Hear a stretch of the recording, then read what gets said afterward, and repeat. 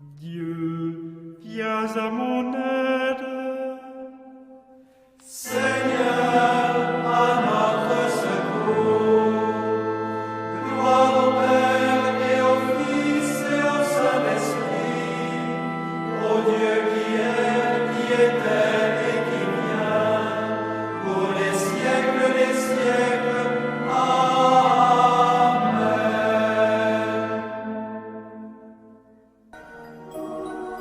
L'ange du Seigneur apporta l'annonce à Marie.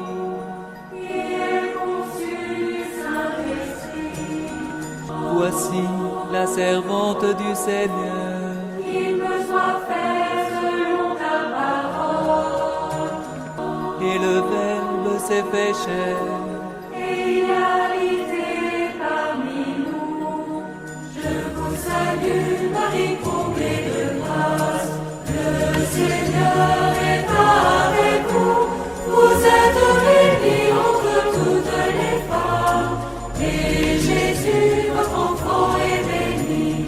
Sainte Marie, Mère de Dieu, priez pour nous, pauvres pécheurs, maintenant et à l'heure de notre mort. Amen, Amen, Alléluia. Priez pour nous, Sainte Mère de Dieu. Afin que nous soyons rendus dignes des promesses du Christ. Prions. Que ta grâce, Seigneur notre Père, se répande en nos cœurs. Par le message de l'ange, tu nous as fait connaître l'incarnation de ton Fils bien-aimé. Conduis-nous par sa passion et par sa croix, jusqu'à la gloire de la résurrection. Par Jésus, le Christ, notre Seigneur.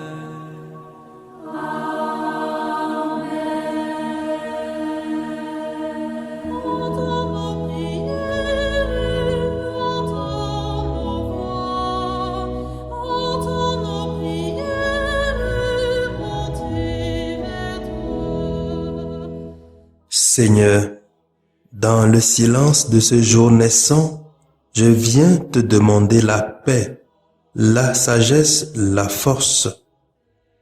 Je veux regarder aujourd'hui le monde avec des yeux tout remplis d'amour, être patient, compréhensif, doux et sage, voir au-delà des apparences tes enfants, comme tu les vois toi-même, et ainsi ne voir que le bien en chacun.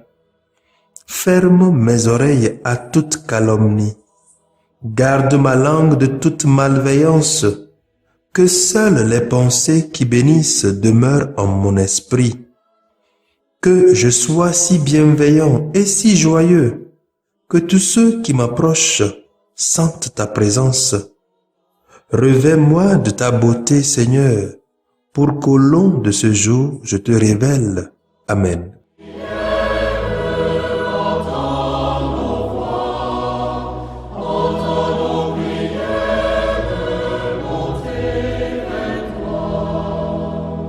Si le cœur vous appelle, aimez comme il vous aime, dans le feu de son esprit.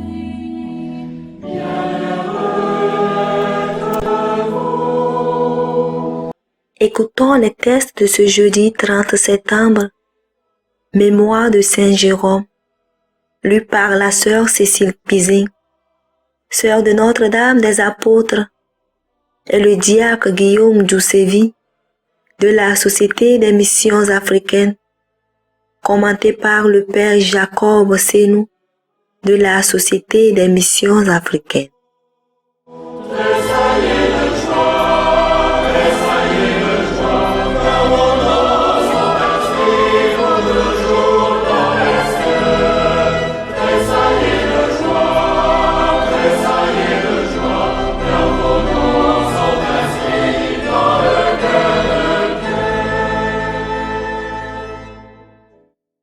Lecture du livre de Néhémie. Chapitre 8. versets 1 à 4a, 5 à 6, 7b à 12. En ces jours-là, tout le peuple se rassembla comme un seul homme sur la place située devant la porte des eaux. On demanda au scribe Esdras d'apporter le livre de la loi de Moïse que le Seigneur avait prescrite à Israël.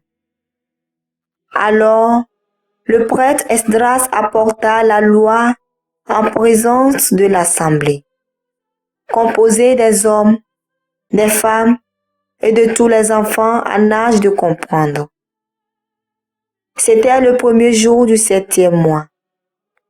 Esdras, tourné vers la place de la parole des eaux, fit la lecture dans le livre. Depuis le lever du jour jusqu'à midi, en présence des hommes, des femmes et de tous les enfants en âge de comprendre. Tout le peuple écoutait la lecture de la loi. Le scribe Esdras se tenait sur une tribune de bois, construite tout exprès. Esdras ouvrit le livre. Tout le peuple le voyait, car il dominait l'assemblée. Quand il ouvrit le livre, tout le monde se mit debout. Alors Esdras bénit le Seigneur, le Dieu très grand. Et tout le peuple, levant les mains, répondit: Amen, Amen. Puis ils s'inclinèrent et se prosternèrent devant le Seigneur, le visage contre terre. Les Lévites expliquaient la loi au peuple, pendant que le peuple demeurait debout sur place. Esdras lisait un passage dans le livre de la loi de Dieu. Puis les Lévites traduisaient comme le sens, et l'on pouvait comprendre. Néhémie, le gouverneur, Esdras qui était prêtre et scribe, et les Lévites qui donnaient les explications, dirent à tout le peuple: Ce jour est consacré au Seigneur votre Dieu. Ne prenez pas le deuil, ne pleurez pas, car ils pleuraient tous en attendant les paroles de la loi.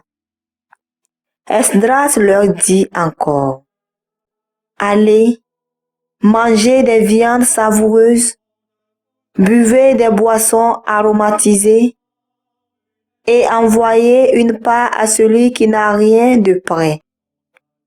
Car ce jour est consacré à notre Dieu. Ne vous affligez pas, la joie du Seigneur est votre rempart. Les Lévites calmaient tout le peuple en disant: Cessez de pleurer, car ce jour est saint. Ne vous affligez pas. Puis tout le peuple se dispersa pour aller manger, boire, envoyer des parts à ceux qui n'avaient rien de prêt, et se livrer à de grandes réjouissances. En effet, ils avaient compris les paroles qu'on leur avait fait entendre. Parole du Seigneur. Nous rendons grâce à Dieu. Vous appelle à parler de ses merveilles, à conduire son troupeau.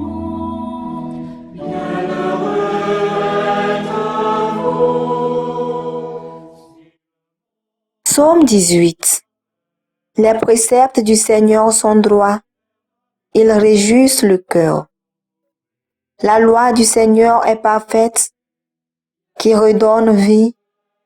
La charte du Seigneur est sûre, qui rend sages les simples. Les préceptes du Seigneur sont droits, ils réjouissent le cœur. Les préceptes du Seigneur sont droits, ils réjouissent le cœur. Le commandement du Seigneur est limpide et clarifie le regard. Les préceptes du Seigneur sont droits, ils réjouissent le cœur. La crainte qu'il inspire est pure, elle est là pour toujours. Les décisions du Seigneur sont justes et vraiment équitables. Les préceptes du Seigneur sont droits, ils réjouissent le cœur. Plus désirable que l'or, qu'une masse d'or fin, plus savoureuse que le miel qui coule des rayons.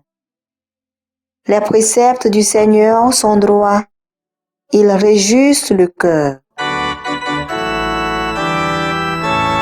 Alléluia, Alléluia, Alléluia, Amen.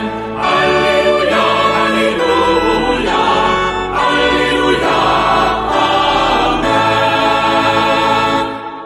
Le règne du Seigneur est tout proche. Convertissez-vous et croyez à l'Évangile. Alléluia, Alléluia, Alléluia, Amen. Alléluia, Alléluia, Alléluia, Amen. Le Seigneur soit avec vous et avec votre esprit. Évangile de Jésus-Christ selon saint Luc. Gloire à toi, Seigneur. Luc chapitre 10, les versets 1 à 12. En ce temps-là, parmi les disciples, le Seigneur en désigna encore 72, et il les envoya 2 par 2 en avant de lui, en toute ville de localité où lui-même allait se rendre. Il leur dit, « La moisson est abondante, mais les ouvriers sont peu nombreux. Priez donc le maître de la moisson d'envoyer des ouvriers pour sa moisson. Allez, voici que je vous envoie comme des agneaux au milieu des loups. Ne portez ni bourse, ni sac, ni sandales, et ne saluez personne en chemin. Mais dans toute maison où vous entrerez, dites d'abord, paix à cette maison. S'il y a là un ami de la paix, votre paix ira reposer sur lui. Sinon, elle reviendra sur vous. Restez dans cette maison, mangeant et buvant ce que l'on vous sert, car l'ouvrier mérite son salaire. Ne passez pas de maison en maison. Dans toute ville où vous entrerez et où vous serez accueillis, mangez ce qui vous est présenté. Guérissez les malades qui s'y trouvent et dites-leur, le règne de Dieu s'est approché de vous. Mais dans toute ville où vous entrerez et où vous ne serez pas accueillis, allez sur les places et dites, même la poussière de votre ville collée à nos pieds, nous l'enlevons pour vous la laisser. Toutefois, sachez-le, le règne de Dieu s'est approché. Je vous le déclare. Au dernier jour, Sodome sera mieux traitée que cette ville. Acclamons la parole de Dieu. Louange à toi, Seigneur Jésus.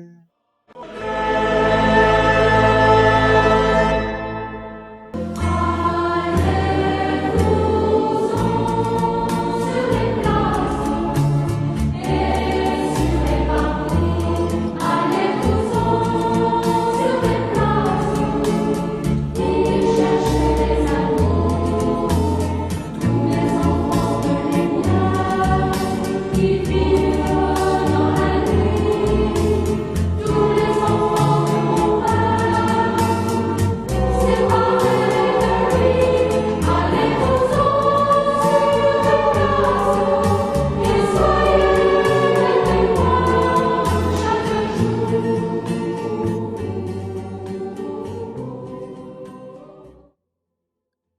Le règne de Dieu s'est approché de vous.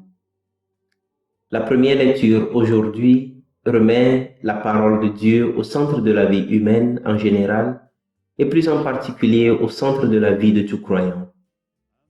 L'histoire de ce passage nous permet de savoir que Néhémie, en mars-avril 445 avant Jésus-Christ, sous le règne du roi Artaxerxès, fut autorisé à aller à Jérusalem pour faire reconstruire sa muraille écroulée pendant l'exil à Babylone. Quand il eut réalisé son entreprise malgré les adversités qu'il rencontra, tout le peuple fut convoqué et nous l'avons entendu, se rassembla comme un seul homme pour écouter la parole de Dieu. Du lever du jour jusqu'à midi, ils étaient debout, écoutant la parole que proclamait le scribe Esdras et que les Lévites traduisaient. Quelle passion! Cette journée biblique, si je peux l'appeler ainsi, s'est terminée dans la joie de la redécouverte de la parole de Dieu comme don de vie. Ce passage est tellement bien choisi en ce jour où nous célébrons Saint Jérôme, qui avait écrit comme nous le lisons dans les offices de lecture de ce jour. Si le Christ est puissance de Dieu et sagesse de Dieu, et si celui qui méconnaît les Écritures méconnaît la puissance de Dieu et sa sagesse, ignorer les Écritures, c'est ignorer le Christ. Chers amis dans le Christ, aucune vie chrétienne ne peut donc avoir de fondation si elle ne se bâtit pas sur la parole de Dieu. Prenons-nous vraiment le temps de la lire, de l'écouter, de la méditer et de la partager. Pasteur du peuple, comment soignez-vous vraiment ce moment important de l'homélie pendant les célébrations? Fidèles, cultivez-vous la soif de la parole de Dieu? Y trouvez-vous votre joie? Ou bien avez-vous abandonné vos Bibles à la poussière? Quand le Christ envoie ses disciples un seul message qui le laisse pour les villes où ils sont accueillis ou pas, c'est que le règne de Dieu s'est approché. Puissions-nous, comme Saint Jérôme, revenir à la parole de Dieu où est présenté ce règne de Dieu et la transmettre comme des disciples envoyés dans un langage accessible à nos contemporains.